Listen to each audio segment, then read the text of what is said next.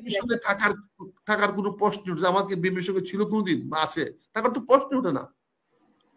জামাত এবং বিএনপি দুইজন স্বার্থ বিরোধী লোক, তাদের ক্ল্যাশ অফ ইন্টারেস্ট আছে। তারা এক হবে কি করে? তারা তো এক হওয়ার কোনো সুযোগই নাই। কারা এটা শিখিয়ে দিয়েছে জামাতকে যে খালেদা জিয়াকে এটা ধমক দিয়ে আসার জন্য? সত্য তো না, সত্য। মানে কারা, জামাতকে কারা শিখিয়ে দিয়েছে? জামাত শিখে দেবো, জামাত নিজে জানে না।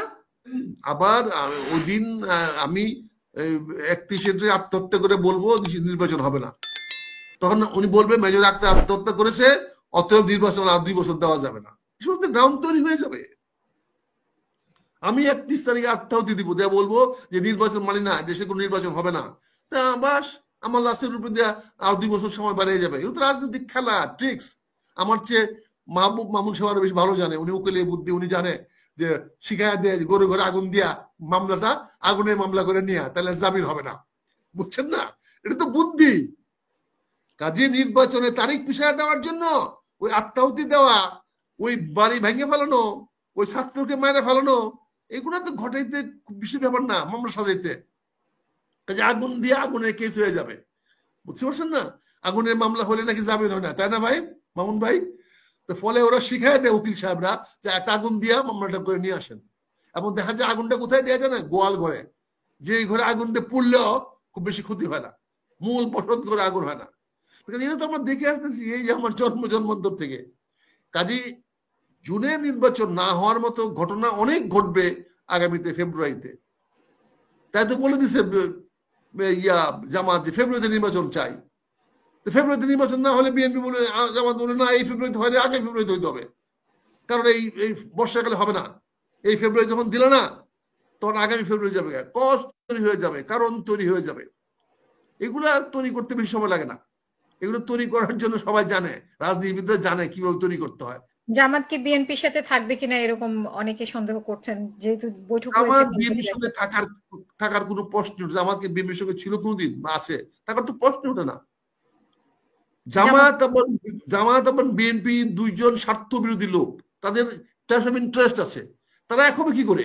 তারা তো এক হওয়ার কোনো সুযোগই নাই।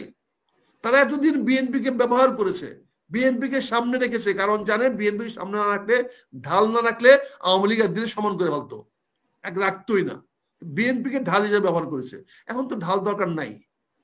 এখন বিএনপির সামনে খালেদা জিয়ার সাথে কেন দেখা করেছে? কালোকে খালেদা জিয়ার সাথে তাহলে বৈঠক কেন করেছে? কেন করেছে বলেন তো, আপনি বলেন। আমি তো আপনার কাছে জানতে চাচ্ছি। উনি বলে দিয়ে আসছে বাড়াবাড়ি করেন না, বাড়াবাড়ি করলে আপনাকে আর বাংলাদেশে ঢুকতে দেওয়া হবে না। উত্তর পাইছেন তো? বুঝছেন কি কেন দেখা করতে গেছিল? উনি পরিষ্কার বলে দিয়ে আসছেন, আপনি আপনার ছেলেকে বলেন যা আছে এখানে থাকেন। মানে কারা এটা শিখিয়ে দিয়েছে জামাতকে যে খালেদা জিয়াকে এটা ধমক দিয়ে আসার জন্য? সত্য তো না, সত্য। মানে কারা, জামাতকে কারা শিখিয়ে দিয়েছে? জামাত শিখে দেবো, জামাত নিজে জানে না। জামাত নিজে কি করে আসতেছে আমাকে বলেন।